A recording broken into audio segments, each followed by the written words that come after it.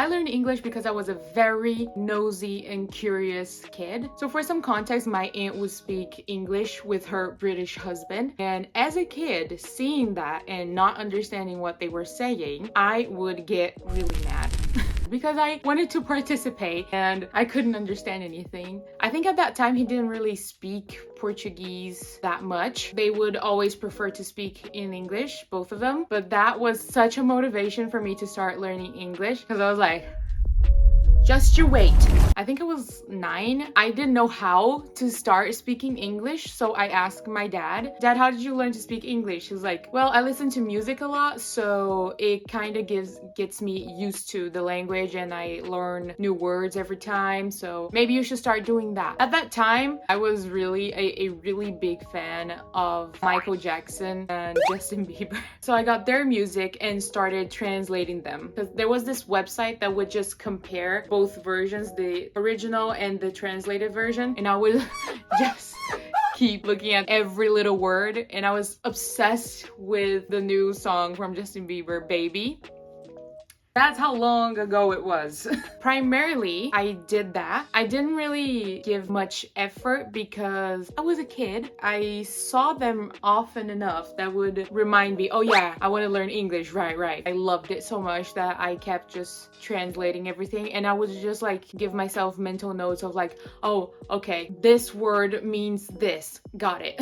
That's basically how I would learn. And I also had English at school. It wasn't a very like good English class, but I would just try hard enough to ask the teacher questions and do all the homework, study a lot. And to be fair, when you're starting to learn a new language, it's fun because you learn just like kids. One thing that I find really helpful is to watch cartoons in your desired language because it's just so easy, you know? When you get your basics, right? When you get your basic vocabulary, so like body parts, colors, fruits and vegetables, foods in general, when you get that sort of base, it's really easy to just follow along a cartoon. But like, get started on cartoons that are meant for like little kids, because I've been doing this with French. So I tried to watch Barbie Life in the Dream House in French, and it wasn't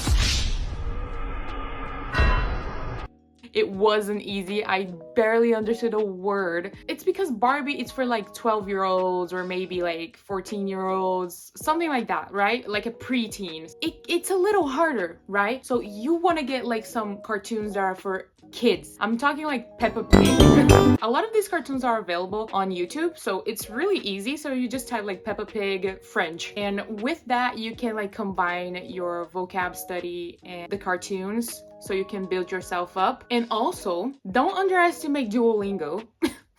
Duolingo is not necessarily, it's not good just doing that. That's not gonna get you very far, but it helps a lot to just learn some vocabulary and simple stuff. It's nice for a while. I hope Duo doesn't come for me. Listening to the language that you want to learn is like key. You can never stop.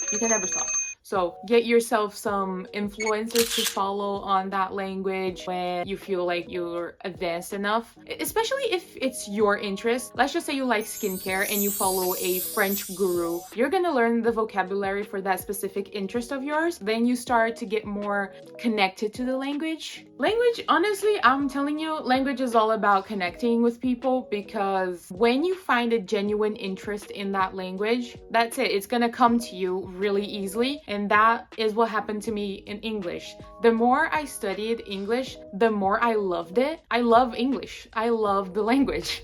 It's just so nice. It just rolls off your tongue. When I was around 12, 13, something like that, I started watching YouTube. I used to watch YouTubers in English, and since I was like addicted to YouTube at that time, I still kind of am, I just kept getting into contact with English all the time, all day, every day. And I also had a couple friends that were in the same stage as me. They were also learning English, and we would write each other's notes in the middle of the class and send it to each other, or we would try and practice English, just like, let's speak in English, and we would just talk to each other. I did find a couple of notes from back then, and the English was rough.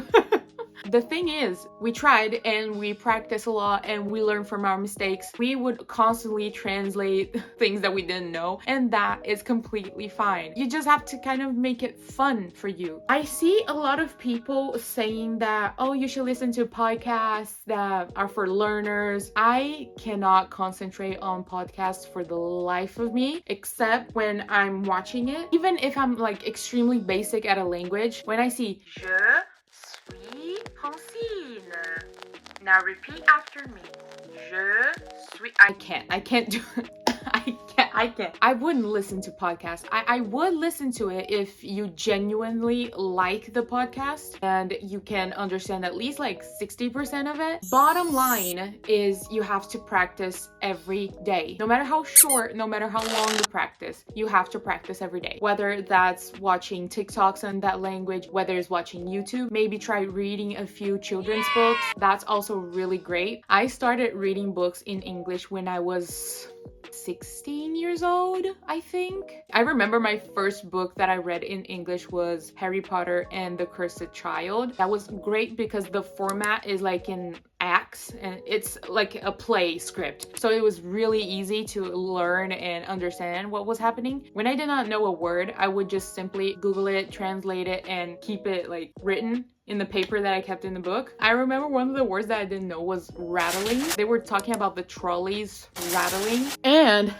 Kindle is also great for that. When you read on Kindle, they have a dictionary built in. So if you don't know a word, you just click and hold and then it will come. Like, can you see it? The dictionary definition will come and it will explain to you what that word means. Kindle really helped me learning English as well, and now I can't stop.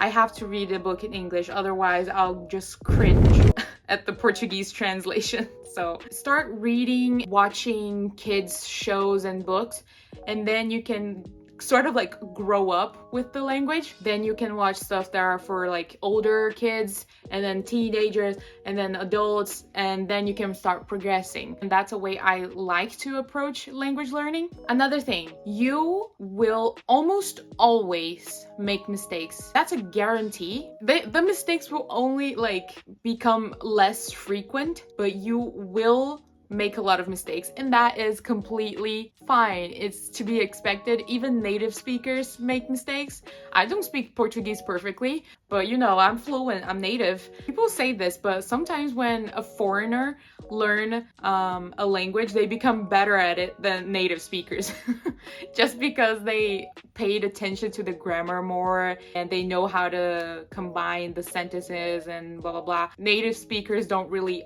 care, they just want to communicate, and that should be your priority. If it's not for like business stuff, you should just focus on communicating. So if the person understood you well, that's all you need. You don't need to speak perfect English, you don't need to speak perfect Italian. You're always gonna have an accent. I am sure people can tell that I'm a foreigner from my accent. It's fine, it happens.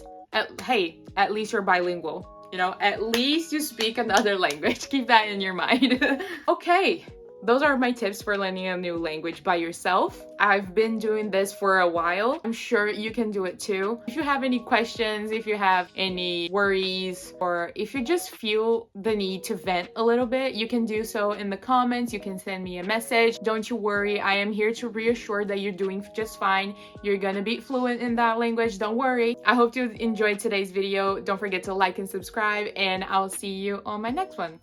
Bye!